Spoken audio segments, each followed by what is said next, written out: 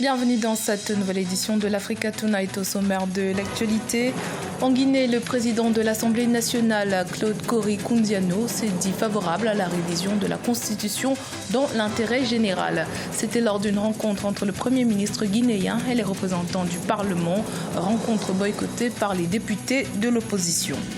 En République démocratique du Congo, plus de 5000 comptes bancaires régulièrement alimentés en salaire par l'État seront bloqués. L'éradication de cette fraude de détournement d'argent public devrait permettre d'économiser plus de 6 millions de dollars par an à l'État. Et puis, retour en fin d'édition sur les finales de la Coupe du Mali de basketball qui se sont disputées samedi 14 septembre au Palais des Sports Salamatou Maïga à Bamako. Le Djoliba AC chez les dames et l'ATR Club de Kidal chez les hommes ont été sacrés champions du Mali pour cette édition 2019. Mais tout d'abord, la procureure de la Cour pénale internationale, Fatou Bensouda, a décidé de faire appel de la décision d'acquittement de l'ancien président ivoirien Laurent Gbagbo et son ancien ministre de la Jeunesse, Charles Blé Goudé. Décision qui a été prononcée le 15 janvier dernier. La procureure de la CPI avait jusqu'à ce lundi à minuit pour se prononcer. Selon la procédure, la chambre d'appel sera saisie et devra se prononcer sur la conformité de la décision prononcée en première instance avec les standards juridiques appliquée par la juridiction internationale. Elle peut alors décider d'ordonner la tenue d'un nouveau procès, de poursuivre le procès interrompu en janvier dernier ou même de débouter la procureure.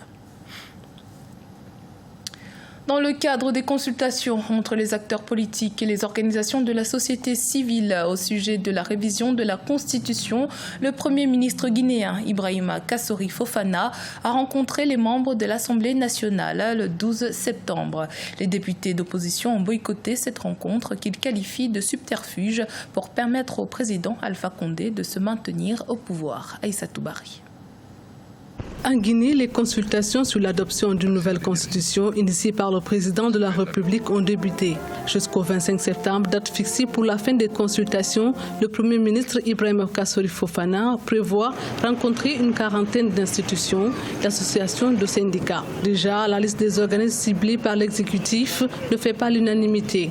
L'Assemblée nationale a été la première étape. Le président de la République est autorisé dans cette constitution à organiser un référendum pour consulter le peuple sur le contenu à donner à la Constitution. La Constitution, qui a été adoptée en 2010, a fait son temps. À l'Assemblée nationale, les principaux leaders de l'opposition n'ont pas participé à la rencontre avec le Premier ministre. Pour eux, ces consultations ne sont qu'un prétexte pour permettre au président Alpha Condé de se maintenir au pouvoir au-delà de ses 2 mandats constitutionnels. Le FNDC l'a dit clairement dans la déclaration. Pour nous, il n'y a pas de débat. On ne peut pas ouvrir des consultations pour demander au peuple s'il veut un coup d'État constitutionnel ou pas. Donc, il n'y a pas de légalité, il n'y a pas d'opportunité, il n'y a pas non plus d'urgence à cela. Alors, nous maintenons cette position. Nous ne rencontrons pas le Premier ministre parce qu'il n'y a pas d'objet de débat. D'autant plus que le front lui-même est illégal. Le Front national pour la défense de la Constitution, qui regroupe la grande majorité de l'opposition et de la société civile, a tenu une conférence de presse pour réaffirmer leur désaccord face à une éventuelle révision de la Constitution.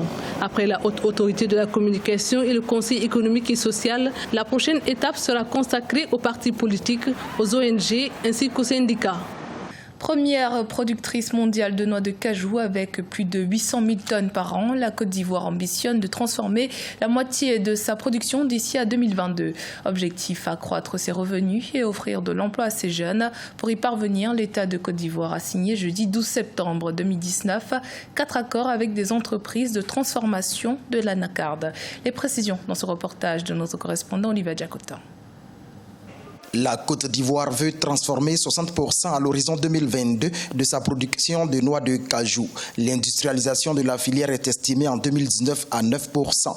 D'où à septembre 2019, ce sont 12 entreprises industrielles de transformation d'anacarde qui ont bénéficié d'agréments pour combler ce gap de 51% d'ici 3 ans. Cette filière, si elle est bien organisée, si elle est mieux organisée, et que nous arrivons à transformer ne serait-ce que 50% de nos productions au plan national, vous allez voir qu'il y aura il y aura en tout cas un gap énorme. Vous voyez, il y aura une plus-value énorme. Avec 711 236 tonnes, la filière a rapporté 509 milliards de francs CFA au pays en 2017 et en 2018 a engrangé 404 milliards de francs CFA avec 761 331 tonnes. Mais la mévente, la défectuosité des prix et bien d'autres défis ont émaillé la campagne 2019 qui a connu une grave crise. Nous sommes dans une cartélisation, dans une mafia. Il y a un véritable conflit d'intérêts. Parce que ceux qui sont les décideurs politiques sont subtilement dans la filière. C'est eux qui légifèrent, donc ils légifèrent de manière personnalisée, c'est-à-dire au gré de leurs intérêts.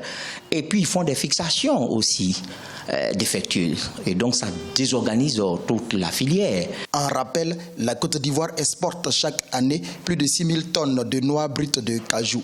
Et pourtant, une trentaine d'unités industrielles sont actuellement implantées dans le pays.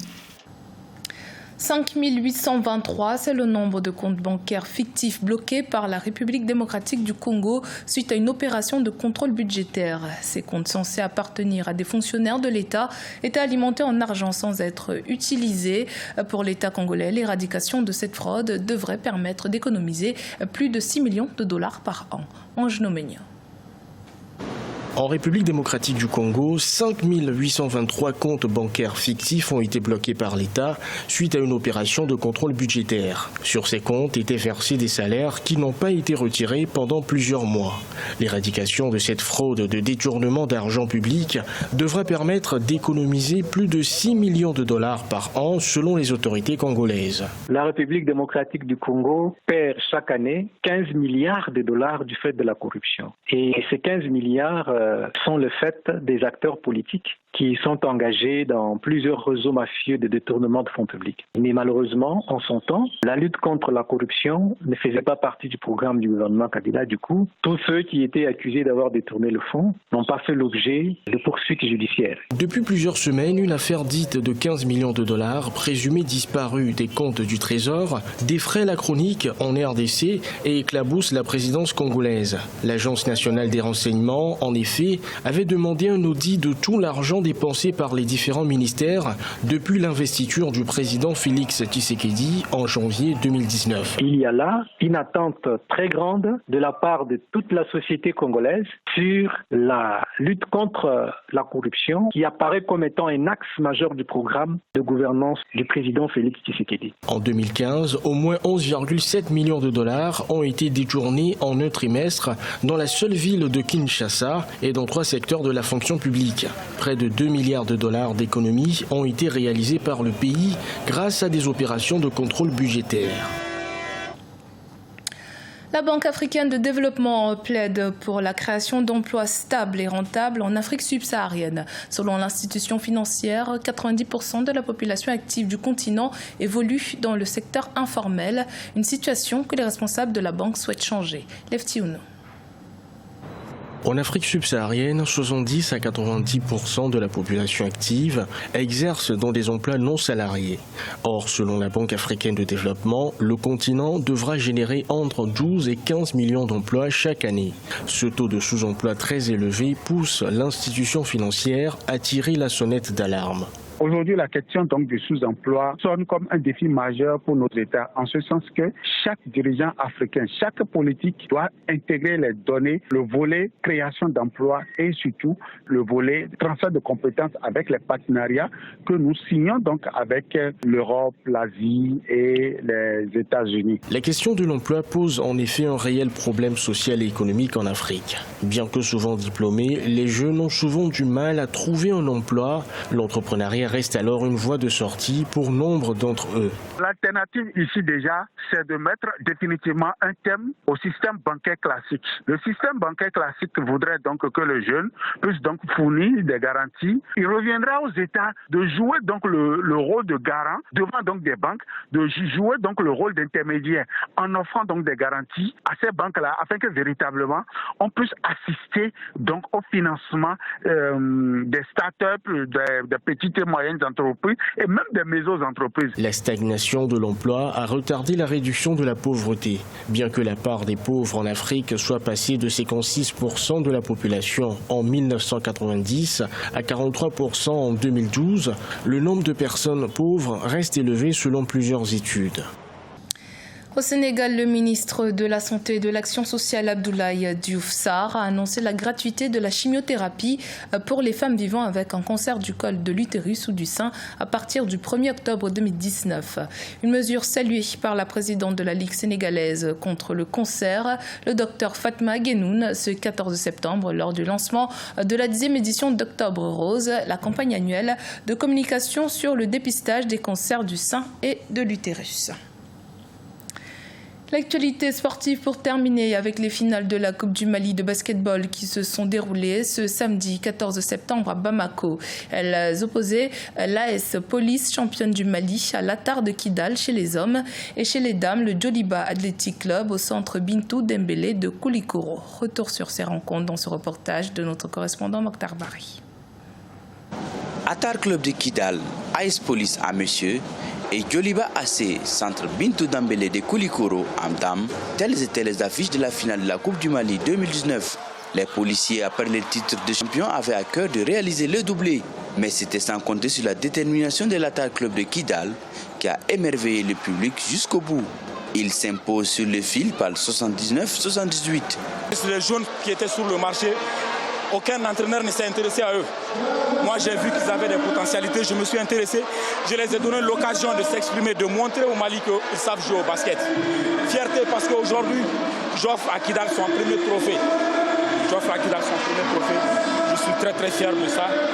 Et je me dis que ce n'est que le début. Nous, on va continuer à travailler, à faire de belles choses. Avec un public acquis à sa cause, la victoire de l'équipe de Kidal est perçue comme une victoire pour le retour de la paix dans le pays. Vous voyez que Kidal vient de remporter cette Coupe du Mali. Cela témoigne du fait que le sport est une activité, comme je dis, fédératrice qui permet à nos fils du pays de se retrouver pour que le Mali soit un Mali de paix, un Mali unifié, un Mali prospère. Les dames du Djoliba, championnes du Mali en titre, terminent la saison en beauté par un doublé en battant l'équipe de la région de Koulikoro par 87-55. C'était le journal de la rédaction. Merci de votre fidélité. Dans un instant, une nouvelle édition de l'actualité sur Africa 24.